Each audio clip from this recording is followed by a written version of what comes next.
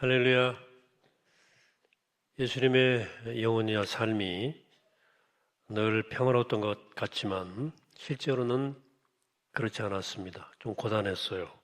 그래서 충돌도 많았고요. 어떻게 했으면 여우도 굴이 있고 공중의 새도 집이 있지만 인자는 머리 들 곳이 없다고 한탄하셨겠습니까? 예수님이 참 가장 힘들었던 정도의 그 충돌은 예루살렘 성전을 중심으로 활동하는 유대교의 권력자들로부터 왔습니다. 예수님은 세례 요한이 헤롯에 의해서 참수형을 당했다는 소식을 듣고 조금 예루살렘 먼 곳으로 피하셨어요. 좀 깊은 데로 들어가신 거죠. 오늘 본문 있는 마태 15장에 따르면 바리새인과 서기관들이 예루살렘으로부터 예수님이 머문 이곳까지 찾아와서 율법 논쟁을 벌이죠. 주님께서는 그들 향해서 이 외식하는 자들아 이렇게 소리를 치시면서 이사야 선지자의 말을 인용해서 비판하시죠. 마태 15장 7절입니다. 이 백성이 입술로 나를 공경하되 마음은 내게서 멀도다. 사람의 계명으로 교훈을 삼아 가르치니 나를 헛되이 경배하는도다라고 나무라셨어요. 오늘 본문을 보시면 이런 충돌이 있은 다음에 예수님께서 두로와 시돈 지방으로 더 들어가셨어요. 더 들어간 겁니다. 예수님 심정이 좀 복잡했던 것으로 보입니다. 예수님은 하나님 나라 가까이 왔다고 그렇게 확신하고 활동했는데 상황이 점점 더 나쁘게 변해 갔습니다. 하나님 나라가 왔다 그러면 사람들이 좀 변해야 되는데 여전히 불의가 득세하고 있었어요. 무엇보다 하나님 백성이라고 자처하는 자들의 불신앙이 매우 가슴이 아프셨어요. 바리새인과 서기관들이 그들입니다. 그래서 주님께서 오늘 14절 이렇게 말씀하셨습니다. 그냥 두라. 그들은 맹인이 되어 맹인을 인도하는 자로다. 만일 맹인이 맹인을 인도하면 둘이 다 구덩이에 빠지리라. 예수님 참 그들에게 실망한 것처럼 보입니다. 이 순간에 한 가난한 여자가 예수님께 나와서 이렇게 소리 질렀습니다. 22절입니다. 주 다윗의 자손이여 나를 불쌍히 여기소서. 내 딸이 흉악하게 귀신 들렸나이다. 이 여인의 외침이 많은 것을 암시합니다. 다윗의 자손이란 말은 이스라엘 사람들에게 메시아를 의미합니다. 당시 모든 사람들이 예수님을 다윗의 아들, 즉 메시아로 알아본 것은 아닙니다. 오히려 다윗의 자손을 혹은 하나님의 아들 사칭한다고 비판을 하는 이들이 오히려 많았습니다. 또 나를 불쌍히 여기소서라고 하는 여인의 호소는 초기 기독교로부터 자주 불려온 찬송, 키리에 엘레이송의 출처입니다. 이런 외침은 아무나 아무 때나 하는 것이 아닙니다. 하나님 안에서만 가능한 외침입니다. 나를 불쌍히 여기소서. 현대인들은 이런 외침을 좀 냉소적으로 생각을 해요. 자신을 그렇게 불쌍한 존재로는 생각하지 않는 거죠. 좀 자신감이 나름 있어요. 내 처지가 완벽하지는 않지만 그래도 불쌍히 여겨달라고 빌 정도는 아니라고 생각하는 거죠. 교만입니다. 인간의 실존이 어떤 것인지를 모르기 때문에 하는 생각입니다. 가짜 행복에 가짜 만족에 취해 있기 때문에 나오는 생각입니다. 사람은 그 무엇으로도 만족할 수는 없어요. 늘 결핍삼되고 사실은 모든 영혼은 푸어해요. 불쌍해요. 가난해요. 그래서 역설적으로 나를 불쌍히 여기소란 말이 쓱 나오는 사람이 오히려 행복합니다. 복됩니다. 하나님의 위로와 도우심을 기대할 수 있기 때문입니다. 이 가난한 여인은 예수님에게 자기가 처한 형편을 짤막하게 설명을 합니다. 자기 딸이 흉악한 귀신 들렸다는 얘기를 해요. 귀신이 냈다는 말만으로 그녀의 딸이 지금 어떤 상태인지 정확히 알 수는 없어요. 실제로 정신병 걸렸을 수도 있고요. 의학이 이렇게 고도로 발달한 우리 시대에도 정신병은 여전히 우리 사회의 고질적 질병 아니겠습니까?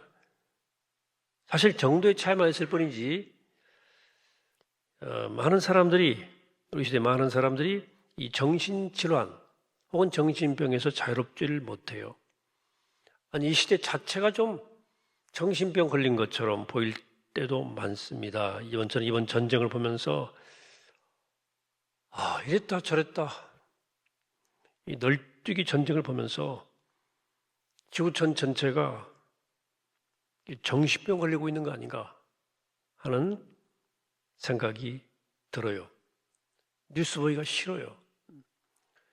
근거 없는 경계적 낙관주의도 마찬가지죠. 부동산 불패란 말이 있었습니다. 부동산은 계속 오를 것이란 낙관. 또 요즘은 주식이 대세가 됐는데, 근데 부동산이 무섭게 오를 때나 주식이 무섭게 오를 때 최근에 보니까 사람들이 불나방 같아. 불나방. 너도 나도 막 달려드는 것 같아. 어떤 광기를 느껴요. 광기. 우리 시대 욕망은 거의 병적입니다. 정신병적이라고요. 내 딸이 흉악하게 귀신 들렸으니 나를 불쌍히 여기달라고 하는 이 가난한 여자의 외침은 우리에게서도 터져나와야 되겠다는 것이죠. 예수님과 함께 사람들은 다른 육체적 질병도 귀신의 작용이라고 생각을 했어요. 열병도 그렇고 피부병도 그렇고 특히 간질병 같은 것은 더욱 그랬어요. 그렇죠? 육체 질병을 귀신 작용으로 생각한 거죠. 이 어머니는 딸을 고치려고 그래서 온갖 애를 다 썼을 것입니다. 무심하게 지나쳐 그렇지 우리 모두 다 사실은 정신적으로 육체적으로 병을 앓고 있어요. 현재 건강하다 하더라도 언제 어느 병이 걸릴지 모르고 궁극적으로 나이 먹어가면서 몸의 모든 기능이 약화돼요. 다 아파요. 결국 먹지도 못하고 숨도 못 쉬는 순간이 와요. 그 훗날 일어날 일이니까 걱정할 필요 없다고 생각할 수 있어요. 근데 그 먼 훗날이 진짜 먼 훗날일까? 그래도 미리 걱정해봐야 아무 소용 없으니까 아예 생각하지 말고 지금은 좀 즐겁게 노세요. 즐겁게 사는 게 좋겠다라고 생각하는 분들도 있을 거예요. 잘 놀다 가자. 그것도 하나의 선택이죠. 나쁘지 않습니다. 그러나 저는 그런 선택은 하지 않으려고 그래요. 늙고 병들고 죽는다는 사실을 미리 진지하게 받아들일 때만 아직 그런 위기가 오지 않은 때를 사실은 더 풍성하게 살아갈 수 있기 때문이라고 믿기 때문이에요. 그러니까 내 딸이 흉악한 귀신 들려 죽게 생겼다 하는 이 여인의 외침은 우리 모두의 실존 상태라 그 말입니다. 예수님은 이 여인의 절박한 호소에 대해서 의외로 침묵하셨어요. 그래서 제자들이 이렇게 나서서 말합니다. 23절 하반절에 그 여자가 우리 뒤에서 소리를 지르오니 그를 보내소서 뭐라고 합니다. 이 보내소서라고 말은 좀 주님께서 이 여자를 의식하라고 하는 노티스 이렇게 요구를 좀 여자를 좀 한번 돌아봐달라는 뜻도 포함되어 있어요. 어쨌든지 제자들은 예수님의 침묵을 이상하게 여기고 이 상황을 해결하기 위해서 그렇게 말씀드렸던 것으로 보여요. 그래서 예수님이 더 이상 침묵할 수가 없었어요. 그런데 좀 야박한 말씀을 뚝 던지시는 거예요.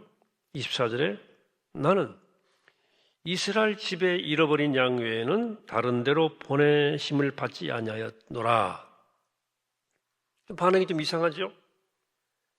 가난한 여인은 지금 딸 문제로 도움을 청한 거예요. 예수님은 이스라엘 사람들 중에서 소외된 이들 위해 잃어버린 자를 위해 왔다고 그러셨는데 이 가난한 여인도 잃어버린 영혼 아니겠어요? 해당이 될 수 있지 않겠습니까? 예수님이 그런 말씀을 하신 거예요. 뭔가 다른 이유가 계신 것인지 그렇지 않다면 좀 이해가 쉽지 않은 말씀입니다. 근데 뒤에서 따라온 외치는 이 가난한 여인을 향해서 이렇게 야박스러워 보이던 예수님의 말씀은 아랑곳하지 않고 예수님 앞으로 나와 절하며 이 여인이 도와달라고 막 그래요. 예수님이 이제 여자가 대놓고 말씀합니다. 26절에서 자네의 떡을 취하여 개들에게 던짐이 마땅하지 아니하니라. 야박을 넘어서 모욕적으로 들릴 정도의 말씀을 하십니다. 개 취급당한 거죠. 이런 모욕당하면 사람은 기분 나빠 그 자리를 떠날 수도 있어요. 이 여자는 안 떠나. 둘 중 하나죠. 지금 모욕적이냐 아니냐를 생각할 겨를 없이 자기 처지가 절박했거나 예수님의 말보다는 예수님의 인격을 더 신뢰했거나 그럴 뿐이 아니야. 둘 중 하나겠죠. 이 여자가 예수님을 좀 알아보았던 것 같아요. 예수님 저분이 내게 모욕적인 말을 하시긴 했지만 이 세상 누구보다도 내 처지를 이해하실 분이라고 생각했던 것 같아요. 이 여자의 답변을 들어보시면 이런 생각이 아니고는 이런 답변이 불가능해요. 27절 같이 합독합시다. 시작. 주여 올소이너마는 개들도 제 주인의 상에서 떨어지는 부스러기를 먹나이다. 예, 유명한 고백이죠. 당시에 유대인들은 빵을 먹을 때 빵 부스러기를 이렇게 손에 닦아가지고 마당에 차로 던지면 개들이 먹곤 그랬어요. 그 상황을 들어서 답하신 거예요. 예수님이 대답에 대한 말씀에 대한 이 여인의 반응이 놀랍습니다. 예수님 말문이 막힐 수밖에 없는 대답이었죠. 이 상황에 대해서 오늘 마지막 본문 28절 이렇게 전하죠. 이 예수께서 대답하여 이르시되 여자여 내 믿음이 크도다. 내 소원대로 되리라 하시니 그때로부터 그의 딸이 나으니라 그랬어요. 보통 이 대목에서 흉악한 귀신 들렸던 그 딸이 즉시 나았다는 말에 눈이 번쩍 뜨일 거예요. 그러나 그것은 이 이야기의 결정적인 대목은 아닙니다. 말하면 그냥 지나가도 된다는 말이에요. 물론 그녀의 딸이 혼미했던 정신이 바로 돌아오거나 열병의 치료를 받았을 거예요. 그 어머니가 딸에게 달려가서 오늘 있었던 일을 들려주면서 야 그분이 엄마의 믿음이 크다고 그러셨어. 내 소원대로 된다고 하셨단다. 네 병이 곧 나을 거야. 해서 그 딸의 마음도 안정이 되고 마음이 안정이 되니까 몸도 마음도 치료가 되었을 거예요. 다시 말하지만 이 치료가 정말 소중하지만 결정적으로 중요한 것은 아니다. 본문에서 왜 치료 받았다고 해서 다시 앞으로 아프지 않으라는 법도 없습니다. 물론 그 건강을 잘 치료해 나가야 돼, 유지해 나가야 되겠지만 어쩔 수 없이 또 아프면 그걸 또 안고 살아야 돼요. 오늘 본문에서 이 딸이 나았다고 한 것은 예수님의 구원 능력이 이방인에게도 임한다는 사실을 전하려는 데 이 본문에 무게가 있어요. 이 대목 중요한 것은 예수님이 가난한 여인의 믿음이 크다. 이렇게 네 믿음이 크다 강조했다는 사실이에요. 자, 뭐 때문에 믿음이 큰가? 그 믿음이 큰 믿음의 근거가 뭔가? 여기 자녀와 개의 얘기가 나왔어요. 자녀는 이스라엘이고 개는 이방인이에요. 당시 이스라엘은 실제로 그렇게 생각했어요. 하나님이 이방인을 만든 것은 지옥의 불쏘시개로 쓰기 위한 것이라고 말할 정도였습니다. 예수님도 이스라엘이 선민이라는 사실을 부정하지 않았었어요. 본인도 유대인이었고. 그래서 예수님은 사역 초기에 이스라엘의 구원을 위해 말씀을 전하셨습니다. 하나님 나라가 그들에게 가까이 왔다고 유대인들에게 선포한 거예요. 결과는 유대교 지도자로부터 저항하기 시작한 거예요. 하나님의 백성이면서도 우리 하나님의 백성답게 전혀 살지 못하는 사실 앞에 예수님께서 너무 절망할 수밖에 없었어요. 이스라엘의 불신으로 인해서 결국 예수님 십자가의 죽음으로까지 이르게 됐잖아요. 그런데 예수님은 이스라엘이 아니라 오히려 이방인들에게서 참된 믿음을 보시게 됐어요. 이게 유대계 세계관에서는 받아들이기 어려운 일이 생긴 거예요. 하나님의 나라는 우선 하나님의 백성인 이스라엘에게 실현돼야 하는데 그런 조짐이 전혀 없는 거예요. 그럼 어쩔 수 없이 이방인에게로 가야 돼요. 여기 개들도 주인 상에서 떨어지는 부스러기를 먹을 수 있다는 가난한 여자 이 말이 가난한 여자에게 비굴하게 들릴 수 있죠. 그렇죠? 그러나 비굴한 게 아니라 영성의 정곡을 찌르는 말.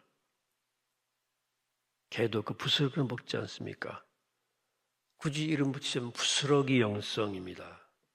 가난한 여인은 주인상에 마주 앉아서 빵덩어리 품위 있게 먹지 않아도 괜찮다 생각했어요. 충분하다. 부스러기만으로도 충분하다. 충분히 만족할 수 있다.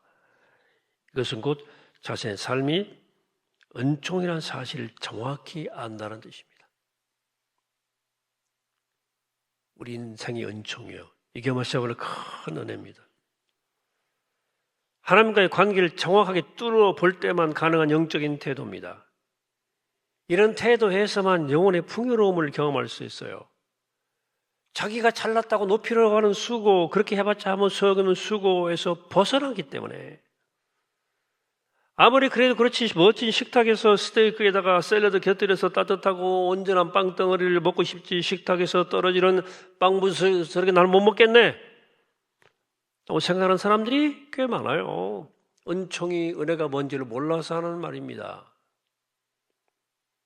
우리 크리스천들도 하나님의 은혜, 은총을 입에 달고 살면서도 실제로 은총을 모르는 사람들이 그렇게 많은 거예요. 은혜를 모르는 거야.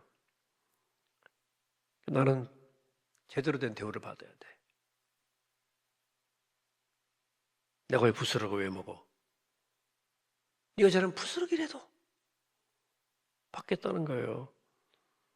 오늘 이 얘기는 배경이 초기 기독교 유대교사의 갈등을 배경에 두고 있어요.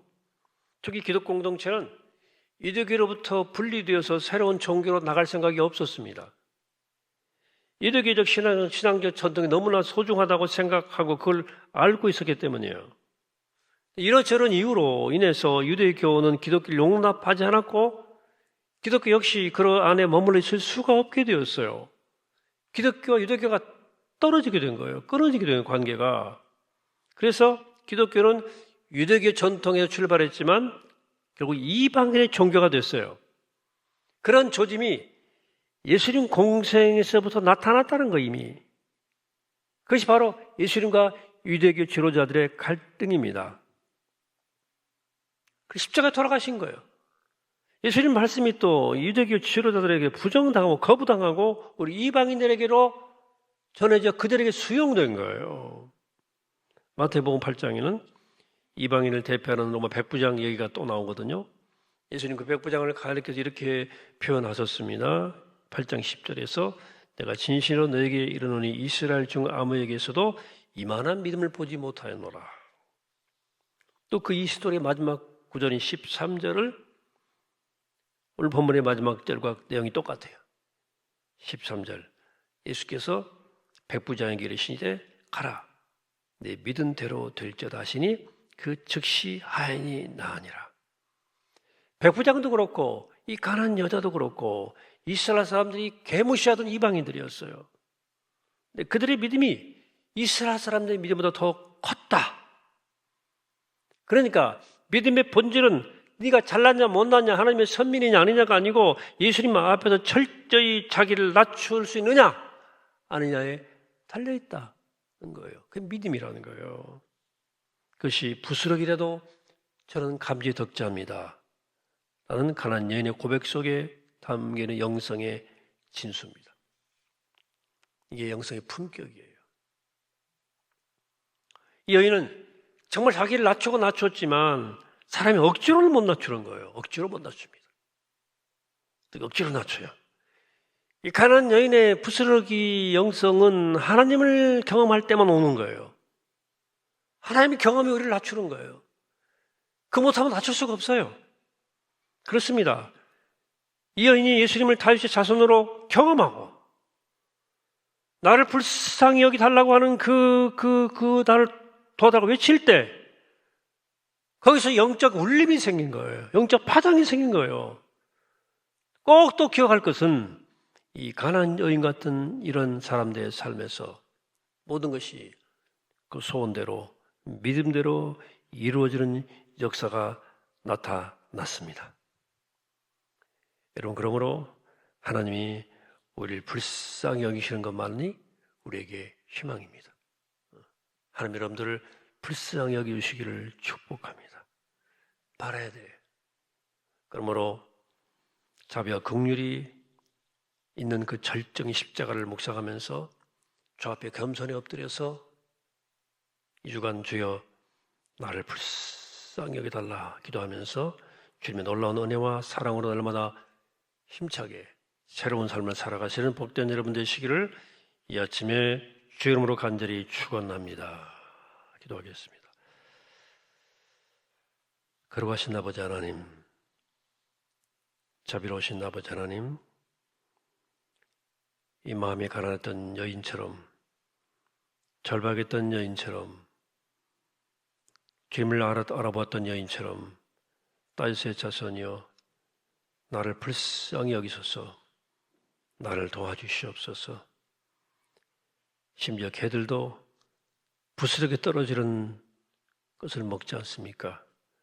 하는 그 믿음으로 주 앞에 나왔던 여인처럼 우리가 주 앞에 낮춰서 주 앞에 엎드려서 주님의 자비와 긍휼을 의지하면서 하나님 나를 불쌍히 여기시는 것이야말로 나의 희망이요, 나의 소망이요, 나의 생명을 깨닫고 주 앞에 겸손히 엎드려 주를 바라보는 복된 종들 되어서 놀라운 승영광 가득한 생명 가득한 시간을 보낼 수 있도록 우리를 축복하여 주시옵소서. 감사드리옵고 예수님의 이름으로 기도합니다. 아멘.